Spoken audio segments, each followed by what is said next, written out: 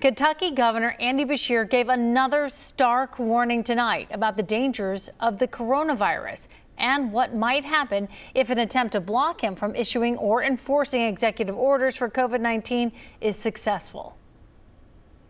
No rules. Companies wouldn't even have to sanitize or use hand sanitizer. No masks, just the Wild West in the middle of a worldwide health pandemic. And it would mean we would fail, and it means people would die. The legal battle involved in this attempt to lock down the governor's executive order powers led to a day-long hearing in a Boone County courtroom. And that's where we find WCPO 9 News reporter Jake RYLE live tonight. Jake, you sat in on that hearing tonight, so what can you tell us? Tanya, I sat in on that hearing today and into tonight. This was a 12-hour marathon of an evidentiary hearing here at the Boone County Circuit Court. And most of the bulk of this case is going to be heading to the Kentucky Supreme Court. That has been confirmed. The last expert witness today, Dr. Stephen Stack, the Commissioner of the Cabinet for Health and Family Services, he advises the governor on most all of the orders handed out from COVID-19.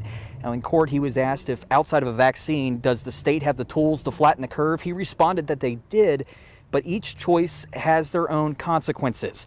Now, at the heart of this, whether or not Kentucky Governor Andy Beshear overstepped Kentucky Revised Code 39A, that's why the Attorney General Daniel Cameron is getting involved. But that's a matter for a different day.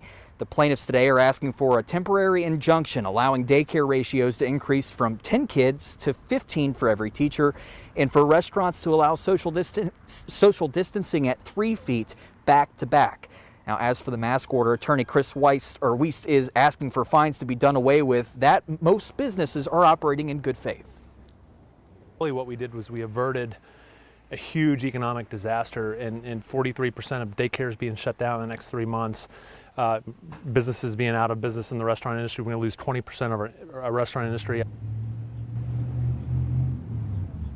So just to recap, statewide change happening here in Boone County. The first thing being a temporary injunction allowing daycares to go from 10 to 15 kids per room. On top of that, restaurants allowing for social distancing to happen at 3 feet rather than 6 feet back to back.